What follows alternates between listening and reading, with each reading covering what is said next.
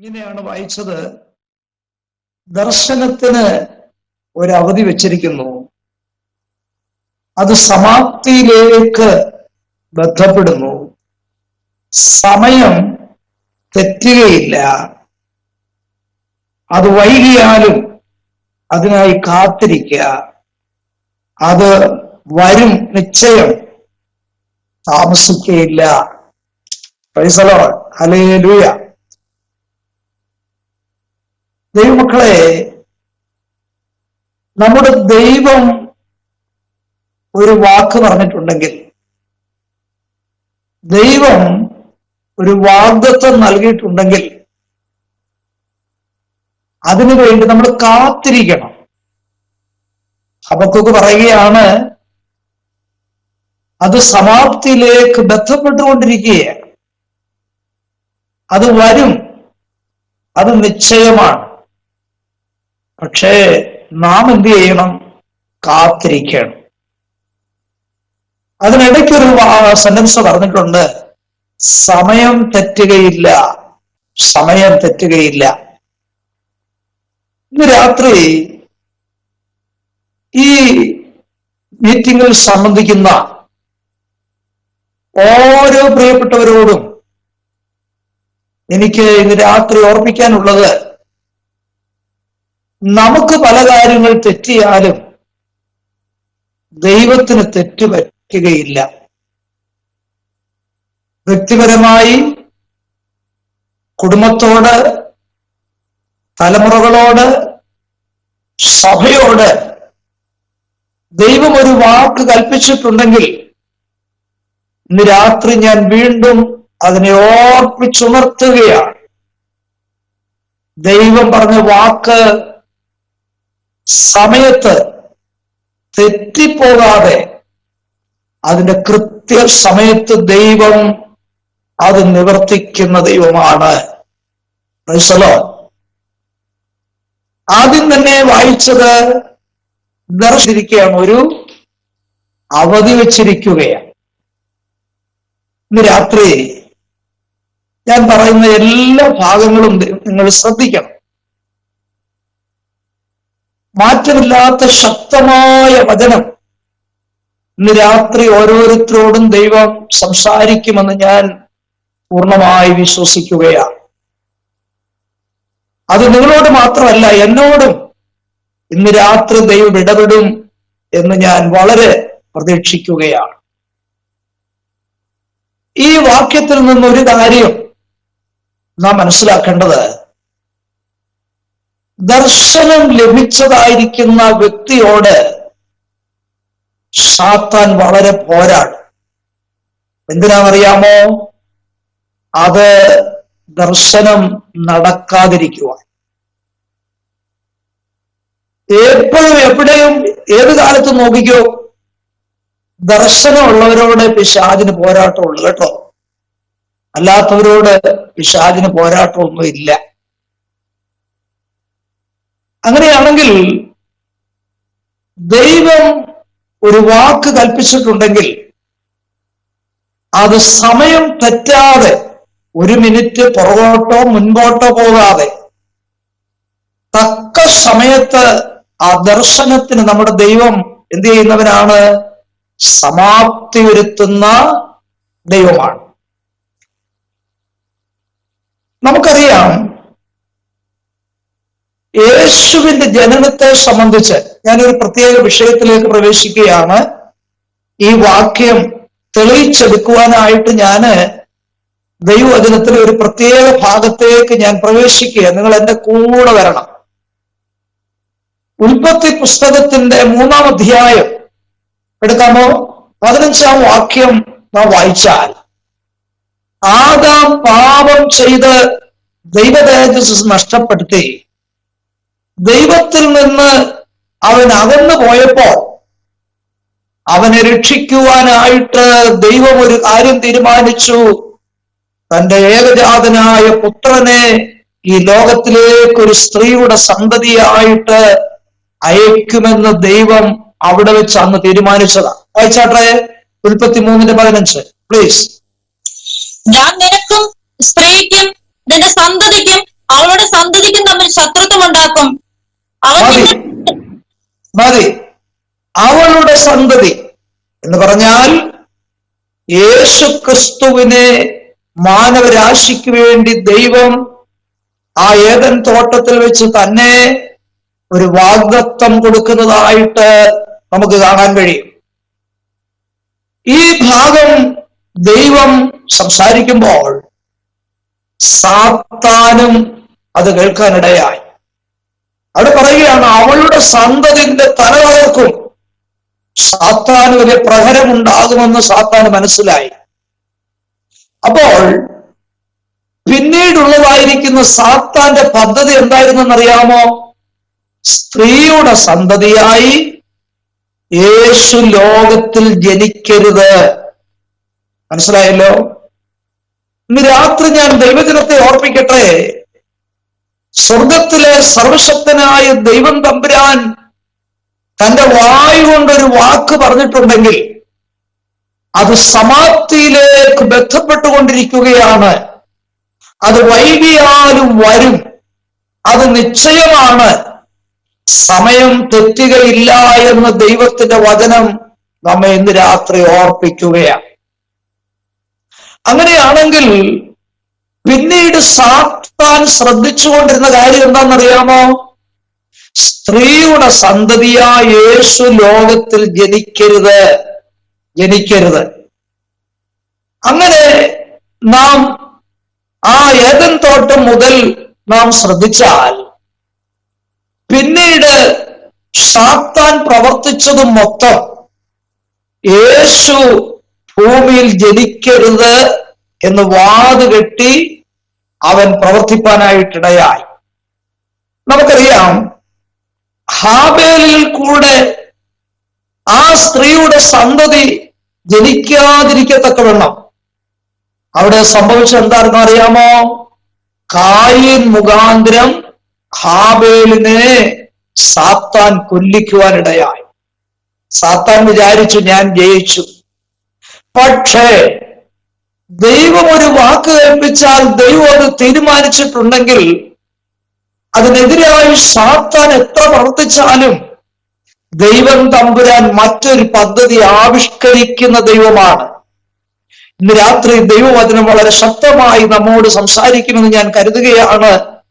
നമ്മോടുള്ള ദൈവത്തിന്റെ വാഗ്ദത്തം നിവൃത്തിപഥത്തിൽ വരുത്താതെ, ദർശനം നടപ്പിൽ വരാതെ അതിനെതിരായി സാത്താൻ പോരാടുമ്പോൾ ദൈവം മറ്റൊരു പദ്ധതി അതിനപ്പുറമായി ചെയ്യുന്ന ദൈവമാണെന്ന് ഓർത്ത് ദൈവമക്കൾ ഇന്ന് രാത്രി ദൈവത്തിന് സ്തോത്രം ചെയ്തോണം കേട്ടോ. ഹല്ലേലൂയ.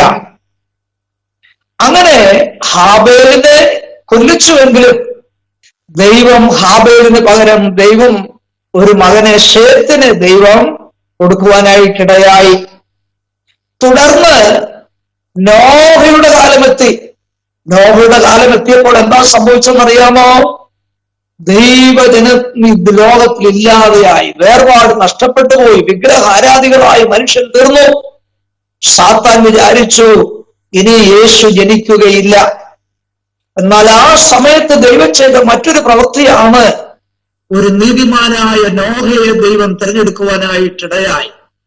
ഞാൻ ചരിത്രഭാഗത്തൂടെ ഓർപ്പിച്ചു വരുന്നതിന്റെ കാരണം, ദൈവത്തിന്റെ വാഗ്ദത്തം നിവർത്തിക്കാതെ, ദർശനം നിറവേറാതെ സാത്താൻ പ്രവർത്തിക്കുമ്പോൾ ദൈവം തന്റെ ജനത്തിനു വേണ്ടി വാഗ്ദത്തം നിറവേറ്റുവാൻ ദൈവം മറ്റൊരു പദ്ധതി ആവിഷ്കരിക്കുന്ന ദൈവമാണെന്ന് ദൈവമക്കൾ മറന്നുപോകരുത്. അതിനുവേണ്ടിയാണ് ഞാൻ ഈ ഭാഗങ്ങൾ ഓർപ്പിച്ചുകൊണ്ടിരിക്കുന്നത്. വീണ്ടും അബ്രഹാമിന്റെ കാലമായി. അബ്രഹാമിന്റെ കാലം, അബ്രഹാമിന്റെ സന്തത പരമ്പരയിൽ കൂടി വേണം ആര് ജനിക്കുവാൻ? യേശു ജനിക്കുവാൻ. നമ്മൾ സമാഗമന കൂടാരം പഠിച്ചപ്പോൾ ഒരു പ്രത്യേക വിഷയം പഠിച്ചത് ഓർമ്മയിലുണ്ടല്ലോ. എന്തിനാണ് ദൈവം അബ്രഹാമിനെ വിളിച്ചത്? എന്തിനാണ് ഇസ്രായേലിനെ ദൈവം തെരഞ്ഞെടുത്തത്? അതിന് ചില കാരണങ്ങൾ ഉണ്ടായിരുന്നു. ഒന്ന്, ദൈവവചനത്തെ സൂക്ഷിക്കുക, സാൻമാർഗീയ നില പരിപാലിക്കുക, അതുപോലെ മശിഹായെ ലോകത്തിന് വെളിപ്പെടുത്തുക. അങ്ങനെയാണെങ്കിൽ അബ്രഹാമിൽ കൂടെ വരുന്നതായ ആ തലമുറയിൽ നിന്ന് വേണം ആര് ജനിക്കുവാൻ? യേശു ജനിക്കുവാൻ. അവിടെ സാത്താൻ പോരാടിയ വിഷയം എന്താണെന്നറിയാമോ? സാറയെ വന്ധിയാക്കി തീർത്തു കളഞ്ഞു. അത് സാത്താന്റെ പോരാട്ടമാണ് കേട്ടോ. കാരണം സാറായിൽ കൂടെ ഒരു വാഗ്ദത്ത സന്തതി ഉണ്ടാകരുത്. അങ്ങനെ ഉണ്ടായാൽ യേശു ജനിക്കുമെന്ന് പിശാചിനറിയാം. അവിടെ എന്താ ചെയ്തെന്നറിയാമോ? അബ്രഹാം ആശയ്ക്ക് വിരോധമായി ആശയോട് വിശ്വസിച്ചത് മുഖാന്തരം സാത്താൻ പരാജയപ്പെട്ടു. അബ്രഹാമിന് സാറയിൽ കൂടെ ഒരു വാഗ്ദത്ത സന്തതി ജനിക്കുവാനായിട്ടിടയായി. സാത്താൻ അവിടെ പരാജയപ്പെട്ടു. അടുത്തതായിട്ട് ഇസഹാക്കിനെ സംബന്ധിച്ച് നാം ശ്രദ്ധിച്ചാൽ, ഇസഹാക്കിന്റെ ഭാര്യയായിരിക്കുന്ന റിബേക്കയെയും വന്ധിയാക്കി തീർക്കുവാനിടയായി. സാത്താൻ വിചാരിച്ചു ഇനി റിബേക്കയിൽ നിന്ന് ഒരു കുഞ്ഞ് ഉണ്ട്. അങ്ങനെ വരുമ്പോൾ ഇസഹാക്ക് സാറയ്ക്ക് റിബേക്കയ്ക്ക് വേണ്ടി പ്രാർത്ഥിച്ചെന്നായിരിക്കുന്നത്. ഞാൻ പറയുമ്പോൾ ശ്രദ്ധിക്കണം, സാത്താന്റെ പോരാട്ടങ്ങളെ തോൽപ്പിക്കുവാനായിട്ട് നമ്മുടെ വിശ്വാസം ആവശ്യമാണ്, നമ്മുടെ പ്രാർത്ഥന ആവശ്യമാണ്. ഇന്ന് രാത്രി എന്നെ കേൾക്കുന്ന ദൈവത്തിന്റെ പൈതലെ, നിന്നോട് ദൈവം സംസാരിച്ച വാഗ്ദത്തം ഇതുവരെയും നിറവേറിയില്ല എന്നോർത്ത് നീ നിരാശപ്പെടരുത്, തളർന്നു പോകരുത്, ക്ഷീണിച്ചു പോകരുത്. ഇന്ന് രാത്രി നീ പ്രാർത്ഥനയിൽ ശക്തിപ്പെട്ടുകൊള്ളുക. ഈ വർഷം അവസാനിക്കുന്നതിന് മുൻപായി ദൈവത്തിന്റെ വാഗ്ദത്തം കണ്ട് സന്തോഷിപ്പാൻ, സ്തോത്രം ചെയ്യുവാൻ എന്റെ ദൈവം ഇടയാക്കുന്ന ദൈവമാണെന്ന് ഇന്ന് രാത്രി ഞാൻ ദൈവവചനത്തിന് മുമ്പിൽ ഓർപ്പിക്കുകയാണ്. പ്രാർത്ഥനയാൽ നമുക്ക് സാത്താനെ ജയിക്കുവാൻ കഴിയും, വാഗ്ദത്തങ്ങൾ പ്രാപിപ്പാൻ ഇടയാകും. അതുകൊണ്ട് ദൈവപൈതലെ, നിരാശപ്പെടരുത്, തളർന്നു പോകരുത്. പ്രാർത്ഥനയാൽ നമുക്ക് സാത്താനെ ജയിക്കുവാനായിട്ട് കഴിയും. ഇസ്ഹാക്ക് റിബേക്കയ്ക്ക് വേണ്ടി പ്രാർത്ഥിച്ചു. ഒരു കുഞ്ഞിന് പകരം 2 കുഞ്ഞുങ്ങളെ ദൈവം നൽകുവാനിടയായി. നോക്കണേ, മറുപടി താമസിക്കുന്നെങ്കിൽ ഓർത്തോളം ഇരട്ടിയായിട്ടുള്ള മറുപടി കിട്ടാൻ വേണ്ടിയാണ് താമസിക്കുന്നത് കേട്ടോ. അതുകൊണ്ട് പ്രാർത്ഥനയാൽ നമുക്ക് ജയമെടുക്കുവാനായിട്ട് കഴിയും. അങ്ങനെ സ്ത്രീകളെയാണ് സാത്താൻ നോട്ടമിട്ടത്, വിശുദ്ധ സ്ത്രീകളെ. അവരിൽ കൂടെ യേശു ജനിക്കാതിരിക്കുവാൻ സാത്താൻ അശ്രാന്ത പോരാട്ടം നടത്തി. ഏദൻ തോട്ടത്തിൽ വെച്ച് ദൈവം പറഞ്ഞു, അവളുടെ സന്തതി ലോകത്തിൽ വെളിപ്പെടും, അവളുടെ സന്തതി, സ്ത്രീയുടെ സന്തതി സാത്താനെ നിന്റെ തല തകർത്ത് കളയും. സാത്താൻ പോരാടിക്കൊണ്ടിരിക്കുന്നത് എന്തിനാണെന്നറിയാമോ? യേശു ലോകത്തിൽ ജനിച്ചു വീഴരുത്. അതിനെതിരായി സകല പദ്ധതികളും തയ്യാറാക്കി എല്ലാ പോരാട്ടങ്ങളും സാത്താൻ എടുത്തുവെങ്കിലും അതിനപ്പുറമായി സ്വർഗത്തിലെ ദൈവം പദ്ധതി ഒരുക്കി കൃത്യസമയത്ത് യേശു ജനിക്കുവാൻ തക്കവണ്ണം ഈ ലോകത്തിൽ ദൈവം ഇടയാക്കിയെങ്കിൽ ഇന്ന് രാത്രി എന്നെ കേൾക്കുന്ന ദൈവത്തിന്റെ പൈതലേ, ദർശനത്തിന് ദൈവം ഒരു അവധി വെച്ചിട്ടുണ്ട്. അത് സമാപ്തിയിലേക്ക് ബന്ധപ്പെട്ടുകൊണ്ടിരിക്കുകയാണ്. അത് വൈകിയാലും വരും നിശ്ചയം. അത് സമയം തെറ്റുകയില്ല. അതിനായി കാത്തിരിക്കുവാനാണ് ഇന്ന് രാത്രി ദൈവം നമ്മെ ഓർപ്പിക്കുന്നത്. ഹല്ലേലൂയ. നമുക്ക് വീണ്ടും മുൻപോട്ട് ശ്രദ്ധിച്ചാൽ നമുക്കറിയാം, BC 730 യെശയ്യാ പ്രവാചകൻ മുഖാന്തരം ദൈവം പറഞ്ഞ വാഗ്ദത്തം യെശയ്യാവിൽ കൂടെ ദൈവം ഒന്നുകൂടെ ഓർപ്പിക്കുന്നത് കാണാൻ കഴിയും. ഒന്ന് വായിക്കാമോ? യെശയ്യാ പ്രവചനം 7:14 ദൈവം വീണ്ടും വാഗ്ദത്തം ഉറപ്പിക്കുകയാണ്. ആദാമിനോടും ഹവയോടും പറഞ്ഞതായിരിക്കുന്ന വാഗ്ദത്തം വർഷങ്ങൾ കഴിഞ്ഞപ്പോൾ ദൈവം വീണ്ടും അത് യെശയ്യാവിൽ കൂടെ ഓർപ്പിക്കുകയാണ്. വായിക്കാം, യെശയ്യാ 7:14. അതുകൊണ്ട് കർത്താവ് തന്നെ നിങ്ങൾക്ക് ഒരു അടയാളം തരും, കന്യക ഗർഭിണിയായ ഒരു മകനെ പ്രസവിക്കും, അവനെ ഇമ്മാനുവേൽ എന്ന് പേർ വിളിക്കും. മതി, താങ്ക് യു. നോക്കിക്കേ, വർഷങ്ങൾക്ക് മുൻപ് ദൈവം പറഞ്ഞ വാഗ്ദത്തം വീണ്ടും യെശയ്യാവിൽ കൂടെ ദൈവം ഓർപ്പിക്കുകയാണ്. കന്യക ഗർഭിണിയായിട്ടൊരു മകനെ പ്രസവിക്കും. നോക്കിക്കേ, കണ്ടോ? ദൈവം ഇടയ്ക്കിടയ്ക്ക് വാഗ്ദത്തം ഓർപ്പിക്കും കേട്ടോ. എന്തിനാണെന്നറിയാമോ? നാം മറന്നുപോയാലും ദൈവം വാഗ്ദത്തങ്ങൾ മറക്കുന്ന ദൈവമല്ല. നമുക്ക് വേണ്ടി ദൈവം എന്ത് ചെയ്യുന്നവരാണ്? വാഗ്ദത്തം നിവർത്തിക്കുന്നവനായ ദൈവമാണ്. Price the Lord, praise the Lord. അങ്ങനെയാണെങ്കിൽ ഇന്ന് രാത്രി ഞാൻ ദൈവദിനത്തെ ഓർപ്പിക്കാം. ആമേൻ. ആ വാഗ്ദത്ത സന്തതി ഭൂമിയിൽ ജനിച്ചു വീഴുവാൻ ദൈവം ഒരു സമയം നിശ്ചയിച്ചിട്ടുണ്ട്. സ്തോത്രം. എന്താണ് അതിന്റെ കാരണം അറിയാമോ? നമ്മെ ഇന്ന് രാത്രി വാഗ്ദത്തത്തിൽ കൂടെ ദൈവം ഓർപ്പിക്കുകയാണ്. ആമേൻ. എന്നോടും നിങ്ങളോടുമുള്ളതായിരിക്കുന്ന വാഗ്ദത്തത്തിന് ദൈവം ഒരു അവധി വെച്ചിട്ടുണ്ട്. അത് സമാപ്തിയിലേക്ക് ബന്ധപ്പെട്ടുകൊണ്ടിരിക്കുകയാണ്. ദൈവത്തിന്റെ പൈതലെ, വർഷങ്ങളായിട്ടും ആ വാഗ്ദത്ത നിവൃത്തി പ്രാപിപ്പാൻ കഴിയുന്നില്ല എങ്കിലും ഇന്ന് രാത്രി ദൈവം ഓർപ്പിച്ചുണർത്തുകയാണ്. ദൈവം വാഗ്ദത്തങ്ങളിൽ വിശ്വസ്തനാണ്. ദൈവം അത്ഭുതങ്ങളെ ചെയ്യുന്നവനായ ദൈവമാണ്. സ്തോത്രം. യെശയ്യാവിൽ കൂടെ ദൈവം വീണ്ടും ഓർപ്പിച്ചു, കന്യക ഗർഭിണിയായ ഒരു മകനെ പ്രസവിക്കും. അവിടെ ഒരു കാര്യം നമുക്ക് ശ്രദ്ധിക്കണം. സാത്താൻ മനസ്സിലാക്കിയ കാര്യമുണ്ട്. ലോകത്തിന്റെ നിലപാട് വിവാഹിതരായ ഒരു കുടുംബത്തിലെ യേശു ജനിക്കത്തുള്ളെന്നാ പിശാച് വിചാരിച്ചത്. കേട്ടോ, അത് തെറ്റല്ല. ലോകത്തിന്റെ നിയമം അതാ. അങ്ങനെ ഓരോ കുടുംബങ്ങളിലെയും സ്ത്രീകളിൽ കൂടെ യേശു ജനിക്കുമെന്ന് സാത്താൻ വളരെ ശ്രദ്ധിച്ചിരുന്നു. പക്ഷേ അവിടെ ദൈവത്തിന്റെ പദ്ധതി ദൈവം മാറ്റി. കേട്ടോ, ഹല്ലേലൂയ. ദൈവം തീരുമാനിച്ചു, വിവാഹം കഴിച്ചതായ ഒരു സ്ത്രീയിൽ കൂടെ അല്ല യേശു ജനിക്കുന്നത്. വിവാഹ നിശ്ചയം കഴിഞ്ഞിരിക്കുന്ന മറിയയിൽ കൂടെ, കന്യകയിൽ കൂടെ അവൾ ഗർഭം ധരിച്ചൊരു മകനെ പ്രസവിക്കണമെന്ന് സ്വർഗത്തിലെ ദൈവം തീരുമാനിച്ചതാ. പക്ഷെ സാത്താൻ അത്ര ഓർത്തില്ല. കേട്ടോ, ഇങ്ങനെ പറ്റുമെന്ന് സാത്താൻ വിചാരിച്ചില്ല. അവിടെ നമുക്ക് കാണാൻ കഴിയും, പ്രവാചകൻ പറയുകയാണ്, കന്യക ഗർഭിണിയായിട്ടൊരു മകനെ പ്രസവിക്കും. അത് നസ്രേത്തിൽ പാർത്തുകൊണ്ടിരുന്നതായിരിക്കുന്ന യോസേഫിന് വേണ്ടി വിവാഹം നിശ്ചയം ചെയ്തിരിക്കുന്ന കന്യകയായിരിക്കുന്ന മറിയയിൽ കൂടിയാണ് ആ നിവൃത്തി ദൈവം തീരുമാനിച്ചെടുക്കുന്നത്. അങ്ങനെയാണെങ്കിൽ അത് വളരെ അത്ഭുതകരമായ ഒരു സത്യമാണെന്ന് നമുക്ക് ഗ്രഹിപ്പാൻ കഴിയും.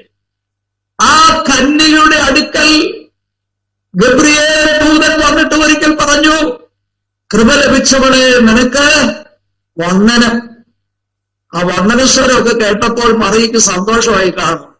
പക്ഷേ അടുത്ത ദൂതൻ എന്താണെന്നറിയാമോ? മകളെ, നീ ഗർഭം ധരിച്ചൊരു മകനെ പ്രസവിക്കും. കണ്ടോ, വന്ദനം കേട്ടത് നന്നായിരുന്നു, പക്ഷെ ദൂത് ഏറ്റെടുക്കാൻ ഇച്ചിരി വിഷമമാ, അല്ലേ? കാരണം ലോകത്തിന്റെ ബുദ്ധിക്കും യുക്തിക്കും നിരക്കാത്തൊരു ദൂതായിപ്പോ ദൂതം പറയുന്നത്. ഒരിക്കലും അങ്ങനെ ലോകത്തിൽ സംഭവിക്കുന്ന കാര്യമല്ലെന്ന് മറിയയ്ക്കറിയാം. അവള് ഗബ്രിയേൽ ദൂതനോട് ചോദിച്ചു, ഞാനൊരു പുരുഷനെ അറിയുന്നില്ലല്ലോ, അതെങ്ങനെ സംഭവിക്കും? അബ്രഹാമിനും സക്കരിയാവിനൊക്കെ മക്കളുണ്ടായി, പക്ഷേ വാർദ്ധക്യത്തിലാണെന്ന് മാത്രം. അവരുടെ കുടുംബജീവിതത്തിലൂടെയാണ് അത് ഉണ്ടായത്. പക്ഷേ മറിയയ്ക്ക് ദൂത് ഏറ്റെടുക്കാൻ വിഷമം. അവളോട് ദൈവത്തിന്റെ ദൂതൻ പറയുകയാണ്, പരിശുദ്ധാത്മാവിൻ നിന്റെ മേൽ വരും, അത്യുന്നതന്റെ ശക്തി നിന്റെ മേൽ നിഴലിടും. ഇന്ന് രാത്രി എന്നെ കേൾക്കുന്ന ദൈവത്തിന്റെ പൈതലേ, ലോകത്തിന്റെ നിയമങ്ങൾക്ക് അതേ വിശ്വസിക്കുവാൻ കഴിയാത്ത വിധത്തിലുള്ളതായിരിക്കുന്ന ഒരു ദൂതാണ് ദൈവം ഇന്ന് രാത്രി നിന്നോട് പറയുന്നത്. നിന്റെ ജീവിതത്തിൽ സംഭവിക്കത്തില്ല എന്ന് ലോകം വിധി എഴുതിയാലും ഇന്ന് രാത്രി ഞാൻ പറയാം, അത്യുന്നതനായിരിക്കുന്ന ദൈവത്തിന്റെ ശക്തി നിന്റെ ജീവിതത്തിൽ പ്രവർത്തിച്ചാൽ ലോകം പറയുന്ന അസാധ്യ കാര്യങ്ങൾ സാധ്യമാകുമെന്ന് ദൈവമക്കൾ മറന്നുപോകരുത്. ഒരിക്കലും എന്റെ ജീവിതത്തിൽ സംഭവിക്കത്തില്ല, എന്റെ രോഗം ഒരിക്കലും സൗഖ്യമാകത്തില്ല എന്ന് അത് വൈദ്യശാസ്ത്രം വിധി എഴുതിയതാണെങ്കിലും ഇന്ന് രാത്രി ദൈവത്തിന്റെ ആത്മാവിന്റെ ശക്തിയാൽ ഞാൻ പറയട്ടെ, നിന്നിൽ ദൈവത്തിന്റെ ആത്മാവ് വ്യാപരിച്ചാൽ അസാധ്യം എന്ന് പറയുന്നതായിരിക്കുന്ന കാര്യം നിന്റെ ജീവിതത്തിലൂടെ ചെയ്തെടുക്കുവാൻ എന്റെ ദൈവം ശക്തനായ ദൈവമാണെന്ന് ഇന്ന് രാത്രി ശക്തമായ തോതി ഞാൻ പറയുകയാണ്.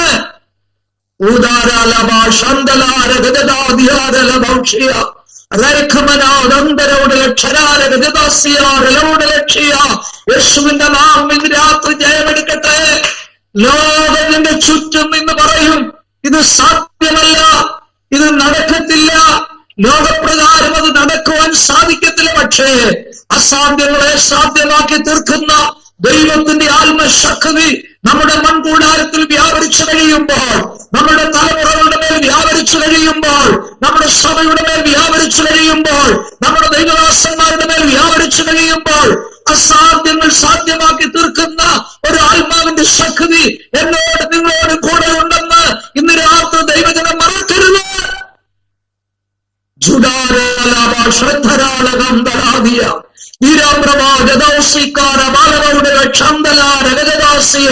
യേശുവിന്റെ നാമം ഇന്ന് രാത്രി ജയമെടുക്കട്ടെ.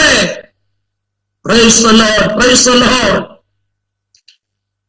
നമുക്കറിയാം, അതിനു മുൻപും പിൻപും ഇങ്ങനൊരു സംഭവം ഉണ്ടായിട്ടില്ല. സർവശക്തനായിരിക്കുന്ന ദൈവത്തിന്റെ സൃഷ്ടിപ്പ് നാം ശ്രദ്ധിച്ചാൽ, ദൈവത്തിന് സൃഷ്ടി നടത്തുവാൻ പല ഉപാധികളുണ്ട് കേട്ടോ.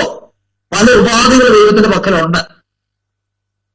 ലോകത്തെയും ഭൂമണ്ഡലത്തെയും സർവചരാചരങ്ങളെയും ദൈവത്തിന് സൃഷ്ടിപ്പാൻ വാക്കുകൾ മതി കേട്ടോ, വാക്കുകൾ മതി. ദൈവത്തിന്റെ കരം ചലിക്കണ്ട. ആകാശവും ഭൂമി ഉണ്ടാകുവാൻ, വൃക്ഷലതാദികൾ ഉണ്ടാകുവാൻ, വാനഗോളങ്ങൾ ഉണ്ടാകുവാൻ, സമുദ്രത്തിലെ ജലജന്തുക്കൾ ഉണ്ടാകുവാൻ, മൃഗങ്ങൾ ഉണ്ടാകുവാൻ ദൈവത്തിന് കരം ചലിപ്പിക്കേണ്ടി വന്നില്ല. ദൈവത്തിന് വാക്കുകൾ മതി. ദൈവം സൃഷ്ടിതാവായ ദൈവമാണ്. ഇല്ലായ്മയിൽ ഉള്ളതിനെ പോലെ ദൈവം വിളിച്ചു വരുത്തുന്ന ദൈവമാണ്. ആദാമിനെ സൃഷ്ടിക്കുവാൻ ദൈവം മറ്റൊരു മാർഗമാണ് ഉപയോഗിച്ചത്. നിലത്തെ പൊടിയെടുത്ത് അതുകൊണ്ടാണ് മനുഷ്യനെ ഉണ്ടാക്കിയത്. ഹവ്വായെ ദൈവത്തിന് ഉണ്ടാക്കുവാനായിട്ട് ആദാമിന്റെ വാരിയിൽ എടുക്കുവാനിടയായി. അതിൽ മാംസം പിടിപ്പിച്ചു. അബ്രഹാമിനും സക്രിയാവിനും മക്കൾ ഉണ്ടാകുവാൻ ദൈവം അവിടെ ദൈവശക്തി പകരുവാനായിട്ടിടയായി. അങ്ങനെയാണെങ്കിൽ സർവശക്തനായ ദൈവത്തിന് സൃഷ്ടി നടത്തുവാൻ പല ഉപാധികളുണ്ടെന്ന് പിശാച് നിനക്ക് അറിയത്തില്ല. എന്റെ ദൈവം ശക്തിമാനായ ദൈവമാണ്. ഹല്ലേലൂയ. മാത്രമല്ല, സമയം തെറ്റുകയില്ലെന്ന് ദൈവമക്കൾ ഓർത്തോണം കേട്ടോ. സമയം തെറ്റത്തില്ല എന്ന് പറഞ്ഞാൽ, വായിച്ചാട്ടെ, ഗലാത്യലേഖനം 4:4 വാക്യം ഒന്ന് വായിച്ച്. സമയം തെറ്റിക്കാത്ത ദൈവത്തിന്റെ വാക്കിനെ കുറിച്ച് പൗലോസ് എന്താണ് അവിടെ പറഞ്ഞിരിക്കുന്നതെന്ന് യേശുവിന്റെ ജനനത്തോട് ബന്ധത്തെ അവിടെ പറഞ്ഞിട്ടുണ്ട്. ഒന്ന് വായിക്കാമോ? എന്നാൽ കാലസമ്പൂർണത വന്നപ്പോൾ ദൈവം തന്റെ പുത്രനെ സ്ത്രീയിൽ നിന്ന് ജനിച്ചവരായി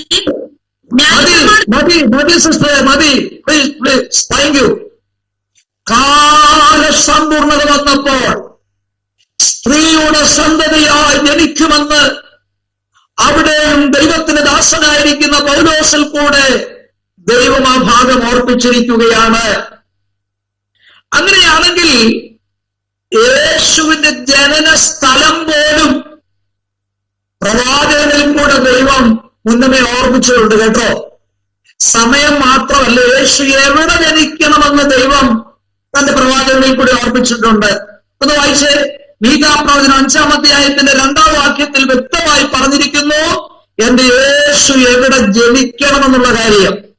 അത് സമയം തെറ്റാതെ ദൈവം നിവർത്തിക്കുന്ന ദൈവമാണെന്ന് മാത്രമല്ല, എന്റെ യേശു, എന്റെ കർത്താവ് എവിടെ, ഏത് സ്ഥലത്ത് ജനിക്കണമെന്ന് മീക പ്രവചിച്ചു. വായിച്ചു.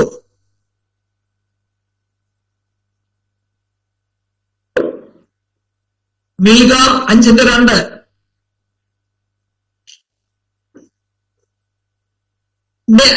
നീയോ ബേത്ലഹേം എഫ്രാത്തെ, നീ യഹൂദ സഹസ്രങ്ങളിൽ ചെറുതായിരുന്നാലും ഇസ്രായേലിന് അധിപതിയായിരിക്കേണ്ടുന്നവൻ എനിക്ക് നിന്നിൽ നിന്ന് ഉത്ഭവിച്ചു വരും.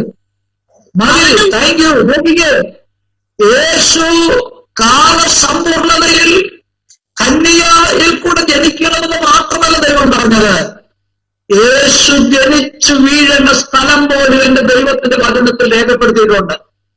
എവിടെയാണ് യേശു ജനിക്കേണ്ടത്? ബേത്ലഹേമിൽ ജനിക്കണം, ബേത്ലഹേമിൽ ജനിക്കണം. യേശുവിന്റെ അമ്മയായിരിക്കുന്ന മറിയ ഗർഭം ധരിച്ച് അവൾ യേശുവിനെ പ്രസവിക്കുവാൻ സമയമായപ്പോൾ അവൾ എവിടെയായിരുന്നറിയാമോ? നസ്രയത്തിൽ താമസിച്ചുകൊണ്ടിരിക്കുക. നസ്രയത്തിൽ വെച്ചല്ല യേശുവിനെ പ്രസവിക്കേണ്ടത്. ആ സമയത്ത് ജാതീയ ചക്രവർത്തിയായിരിക്കുന്ന ഔഗസ്ത്യോസ് ചക്രവർത്തി മുഖാന്തരം ഒരു വിളംബരം പുറപ്പെട്ടു. എന്താണെന്നറിയാമോ? അവരുടെ പട്ടണങ്ങളിൽ, അവരുടെ ഗ്രാമങ്ങളിൽ വന്ന് അവരുടെ സെൻസസ് അവിടെ രേഖപ്പെടുത്തണം. ആ ഔഗസ്ത്യോസ് ചക്രവർത്തിയുടെ കൽപ്പന അനുസരിച്ച് ഏതാണ്ട് ബേത്ലഹേമിൽ നിന്ന് 90 മൈൽ ദൂരമുള്ളതായിരിക്കുന്ന നസ്രയത്തിലായിരുന്ന യോസേഫും മറിയയും ഈ വിവരം അറിഞ്ഞപ്പോൾ അവരവിടെ നിന്ന് യാത്ര ആരംഭിച്ചു. കേട്ടോ, എവിടെ വരാൻ? ബേത്ലഹേമിലെത്തുവാൻ. ഇന്ന് രാത്രി ഞാനൊരു കാര്യം കൂടെ പറയാം. വളരെ രസകരമായ ഒരു കാര്യമുണ്ട്. ദൈവത്തിന്റെ വാഗ്ദത്തം നിവൃത്തിപഥത്തിൽ വരുത്താൻ നമ്മുടെ സപ്പോർട്ട് വേണ്ട. കേട്ടോ, നമ്മൾ ഒന്നും ചെയ്യണ്ട, അതിനുള്ള മുഖാന്തരം ദൈവം തന്നെ ഒരുക്കിക്കൊള്ളും. കേട്ടോ, അതാണ് ദൈവത്തിന്റെ പദ്ധതി. അങ്ങനെയാണെങ്കിൽ നസ്രത്തിൽ നിന്ന് മറിയ എവിടെ വരണം? ബേത്ലഹേമിൽ എത്തണം. അങ്ങനെ ബേത്ലഹേമിൽ എത്തിച്ചേരുവാനുള്ള മുഖാന്തരം ഉണ്ടായതിന്റെ കാരണം എന്താണ്? ആ റോമൻ ചക്രവർത്തിയായിരിക്കുന്ന ഔഗസ്ത്യോസ് ചക്രവർത്തി കൽപ്പന പുറപ്പെടുവിച്ചു. അവരവരുടെ പേർ ചാർത്തുവാൻ, സെൻസസ് രേഖപ്പെടുത്തുവാൻ അവരവരുടെ പട്ടണങ്ങളിൽ നിങ്ങൾ വരണം.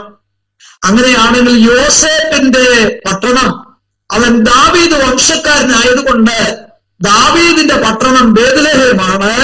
ആ കുടുംബത്തിൽപ്പെട്ട യോസേഫ് എവിടെ വരണം? ബേത്ലഹേമിൽ എത്തണം. നോക്കിക്കേ, ദൈവം തമ്പുരാൻ മുഖാന്തരം ഒരുക്കുന്നത് കണ്ടോ? ദൈവം പറഞ്ഞൊരു വാക്കിന് തെറ്റുപറ്റാതെ എന്റെ ദൈവം അത്ഭുതം ചെയ്യുന്ന ദൈവമാണ്. കേട്ടോ, ഏതാണ്ട് 90 മൈൽ ഗർഭിണിയായിരിക്കുന്ന മറിയയും കൊണ്ട് യോസേഫ് എവിടെ വന്നു? ബേത്ലഹേമിൽ എത്തിച്ചേരുവാനായിട്ടിടയായി. അതാണ് നമ്മൾ ലൂക്കോസ് സുവിശേഷം 2-ാം അധ്യായം നമ്മൾ പഠിക്കുമ്പോൾ നമുക്കവിടെ വായിക്കാനായിട്ട് കഴിയും. എന്താണെന്ന് അറിയാമോ?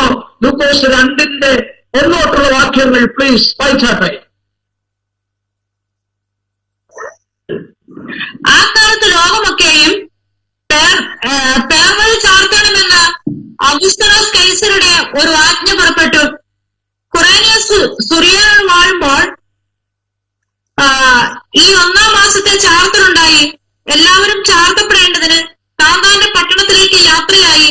അങ്ങനെ യോസേഫും ദാവീദിന്റെ ഗൃഹത്തിലും കുലത്തിലുമുള്ളവൻ ആകൊണ്ട് തനിക്ക് വിവാഹം നിശ്ചയിച്ചിരുന്ന മറിയ എന്ന് ഗർഭിണിയായ ഭാര്യയോടും കൂടെ ചാർത്തപ്പെടേണ്ടതിന് ഗലീലയിലെ നസ്രത്ത് പട്ടണം വിട്ടു.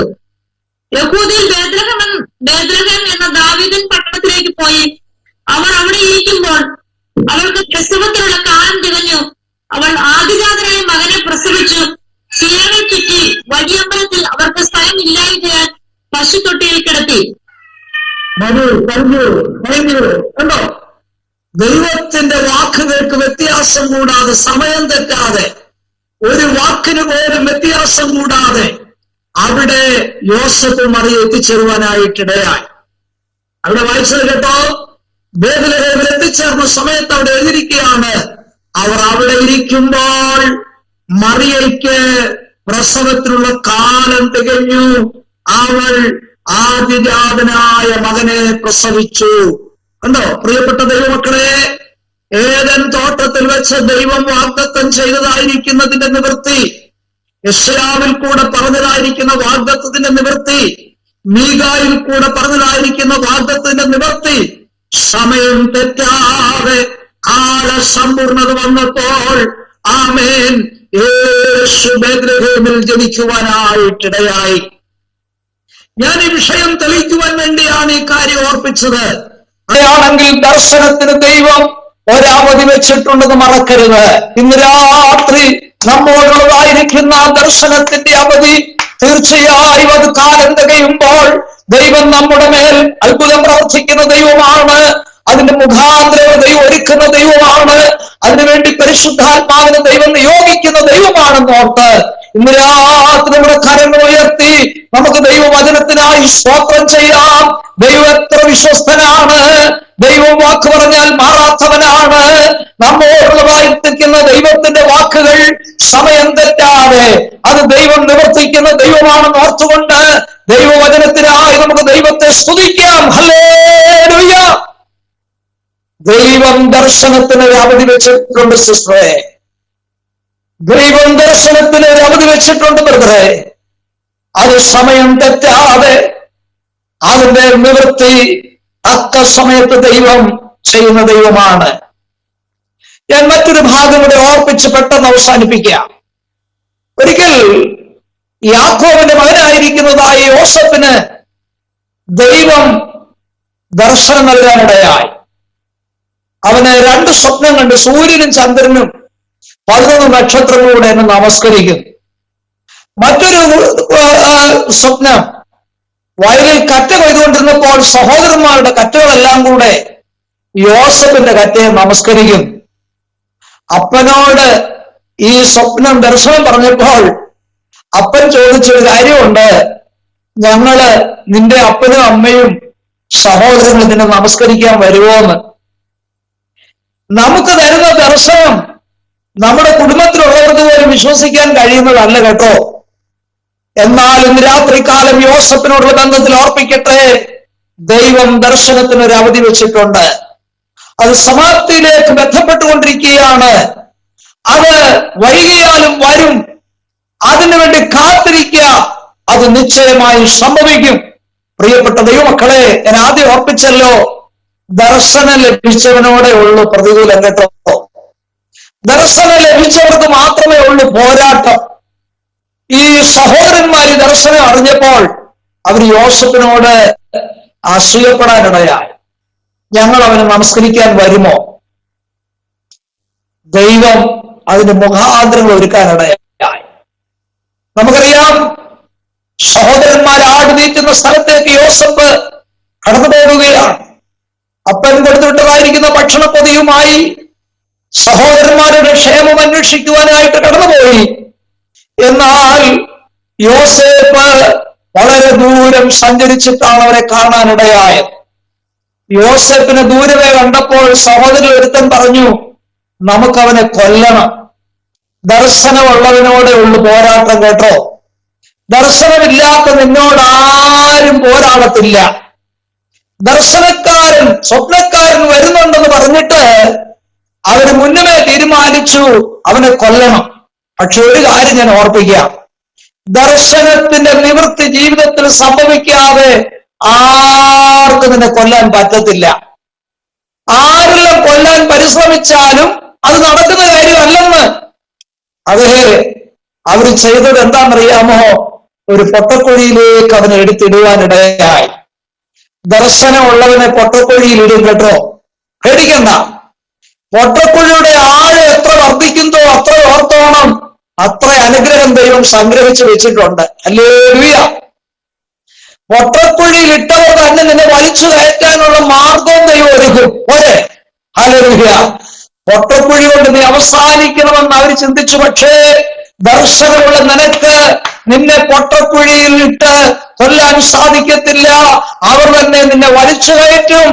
Price the Lord. ആ സമയത്താണ് ഇസ്മായിലിലെ കച്ചവടക്കാര് ആ ഹൈവേ കൂടെ വരുന്ന കാഴ്ച കണ്ടത്. നമ്മളെ ഇടുന്നത് പൊട്ടക്കുഴി ഹൈവേയുടെ സൈഡിലായിരിക്കും കേട്ടോ. അങ്ങനെ ഇട്ടാൽ ഒരു കാര്യം, ഹൈവേ കൂടെ വരുന്ന ഇസ്മായിലിലെ കച്ചവടക്കാർക്ക് വിൽക്കാൻ എളുപ്പമാ. ഹല്ലേലൂയ. അതൊക്കെ ദൈവത്തിന്റെ പദ്ധതിപ്പെട്ട കാര്യമാണ് കേട്ടോ. നേരത്തെ ആട് തീറ്റിക്കൊണ്ടിരുന്ന സ്ഥലത്തായിരുന്നു പൊട്ടക്കുഴി എങ്കിൽ അവര് വലിച്ചു കയറ്റാൻ ഒരു സാധ്യതയില്ല. പക്ഷെ ഇപ്പോഴുള്ള പൊട്ടക്കുഴി ഈ പൊത്തിപ്പേരിന്റെ അല്ലെങ്കിൽ മിസ്രൈമിലേക്ക് പോകുന്ന ഹൈവേയുടെ സൈഡിലാണ്. അതൊക്കെ ദൈവത്തിന്റെ പരിപാടിയാണ്. അവനെ അവിടുന്ന് വലിച്ചു കയറ്റി 20 വെള്ളിക്കാശിന് അവർക്ക് വിറ്റു. പ്രിയപ്പെട്ടവരെ, വിൽക്കുന്നതോർത്ത് ഭാരപ്പെടേണ്ട. വാങ്ങാൻ ദൈവം മറ്റൊരാളെ ഒരുക്കുന്ന ദൈവമാണ് കേട്ടോ. ഹല്ലേലൂയ. അവനെ വിറ്റെന്ന് പറഞ്ഞ് സന്തോഷിക്കും. പക്ഷെ വാങ്ങാൻ ദൈവം മറ്റൊരു കൂട്ടരെ ഒരുക്കുന്ന ദൈവമാണ് കേട്ടോ. ദൈവത്തിന്റെ പദ്ധതി എത്ര വലുതാന്ന് ഓർത്ത് നോക്കിക്കേ. ദർശനത്തിന് ദൈവം ഒരു അവധി വെച്ചിട്ടുണ്ട്. യോസഫേ, നിന്നെ പൊട്ടക്കുഴിയിൽ ഇട്ടത് കൊണ്ടോ കച്ചവടക്കാർക്ക് വിറ്റത് കൊണ്ടോ നിന്റെ ദർശനം ഇല്ലാതായി തീരത്തില്ല. ആ ദർശനത്തിന് സമാപ്തിയിലേക്ക് ദൈവം നിന്നെ നടത്തുന്ന വഴികളായത്. ഹല്ലേലൂയ.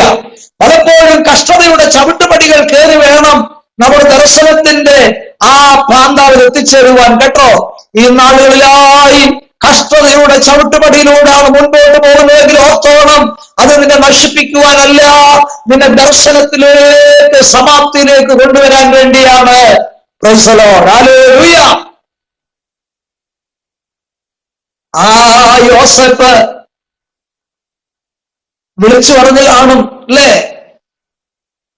എന്റെ സഹോദരന്മാരെ, എന്റെ അച്ചാച്ചന്മാരെ, ഞാൻ നിങ്ങളുടെ സഹോദരനല്ലേ, നിങ്ങൾ എന്നെ വിൽക്കുന്നത് ശരിയാണോ?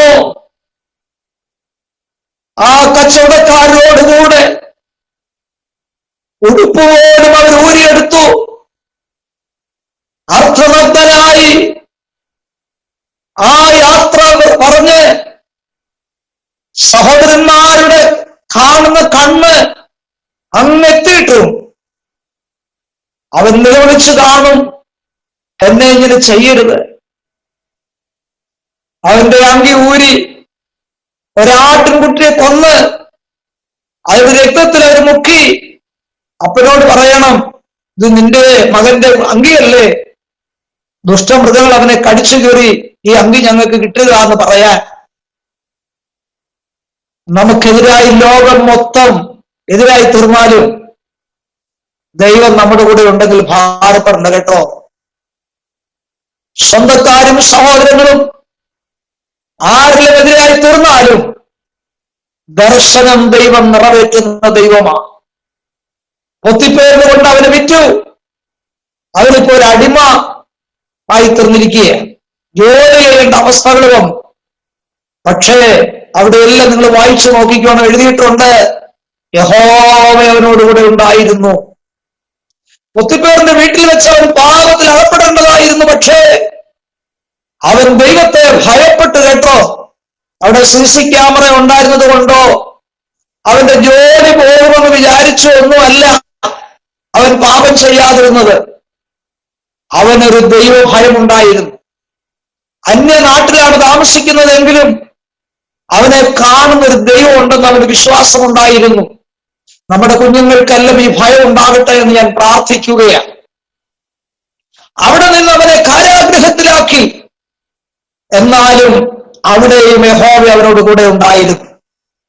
പൊട്ടക്കുഴിയുടെ അനുഭവങ്ങൾ, വിൽക്കപ്പെടുന്ന അനുഭവങ്ങൾ, അടിമവേല ചെയ്യേണ്ട അനുഭവങ്ങൾ, ജയിലിന്റെ അനുഭവങ്ങൾ ഒക്കെ ഉണ്ടായെങ്കിലും അതെല്ലാം എന്തായിരുന്നെന്നറിയാമോ? അവനെ ആ ദർശനത്തിലേക്ക് നടത്തുന്ന ചവിട്ടുപടികളായിരുന്നു. പ്രിയപ്പെട്ട ദൈവമക്കളെ, ആ കാരാഗ്രഹത്തിൽ ഫറവോന്റെ 2 ഉദ്യോഗസ്ഥന്മാർ വന്നു, അപ്പക്കാരനും പാനപാത്രവാഹകനും. അന്ന് ഒരു ദിവസം രാത്രി അവർ രണ്ടുപേരും ഓരോ സ്വപ്നങ്ങൾ കണ്ടു. നമ്മുടെ യോസഫ് കാരാഗ്രഹത്തിൽ കിടക്കുമ്പോൾ വേറൊരു കൃപാവരം കൂടെ കിട്ടി, സ്വപ്നത്തെ വ്യാഖ്യാനിക്കുന്ന വരം. അവരുടെ സ്വപ്നത്തിന്റെ അർത്ഥം വ്യാഖ്യാനിച്ചു കൊടുത്തു. അപ്പക്കാരനെ ഫറവോൻ കൊന്നു, പാനപാത്രവാഹകൻ തിരിച്ച് ജോലിയിൽ പ്രവേശിച്ചു. പക്ഷേ യോസഫ് ഒരു കാര്യം പറഞ്ഞു, നീ ഫറവോന്റെ അടുക്കൽ എത്തുമ്പോൾ എന്നെ കൂടെ ഓർക്കണം. ആ പാനപാത്രവാഹകൻ അത് മറന്നുപോയി. പ്രിയപ്പെട്ടവരെ, നമ്മളെ പലരും ഓർക്കാവെന്ന് പറഞ്ഞിട്ട് മറക്കുന്നത് നല്ലതാ. കേട്ടോ, ഇന്നയാൾ എന്നെ ഓർക്കാമെന്ന് പറഞ്ഞിട്ട് ഇതുവരെ ഓർത്തില്ലെന്ന് ഓർത്ത് നിരാശപ്പെടേണ്ട. ദൈവം അതിനുള്ള വഴി ഒരുക്കുന്നുണ്ട്. സമാപ്തിയിലേക്ക് ദർശനത്തിന്റെ അവധി ദൈവം വെച്ചിരിക്കുകയാണ്. രാജാവിന് സ്വപ്നമുണ്ടായി അല്ലേ, ഫറവോ രാജാവിന്. ആ സ്വപ്നങ്ങളൊന്നും ഞാൻ വ്യാഖ്യാനിക്കുന്നില്ല. 7 പശുക്കളുടെയും 7 കതിരുകളുടെയും സ്വപ്നം, അത് വ്യാഖ്യാനിക്കാൻ ആ ദേശത്ത് ആരുമില്ല. മന്ത്രവാദികളും ശകലവാദികളും ഒക്കെ വന്നെങ്കിലും അവർക്ക് സ്വപ്നം വ്യാഖ്യാനിക്കാൻ പറ്റിയില്ല. അപ്പോഴാണ് പാനപാത്രവാഹൻ പറയുന്നത്, സ്വപ്നത്തെ വ്യാഖ്യാനിക്കുന്ന ഒരുത്തൻ നമ്മുടെ ജയിലിൽ കിടപ്പുണ്ട്. നമ്മളെ ഓർക്കാമെന്ന് പറയുന്നവരൊക്കെ താമസിച്ച് നമ്മളെ ഓർക്കുന്നതാണ് നല്ലത് കേട്ടോ. അത് കൃത്യസമയം ഓർത്തോണം. അവരെ പെട്ടെന്ന് വിളിക്കാനായിട്ട് രാജാവ് പറഞ്ഞു, യോസേപ്പിനെ കൊണ്ടുപോയി നല്ല വസ്ത്രമൊക്കെ ധരിപ്പിച്ച് അവനെ നല്ല സുന്ദരനാക്കി ഫറവോ രാജാവിന്റെ അടുക്കൽ കൊണ്ടുവന്നു. അവൻ സ്വപ്നത്തിന്റെ അർത്ഥം വ്യാഖ്യാനിച്ചു കൊടുത്തപ്പോൾ രാജാവ് പറയുക,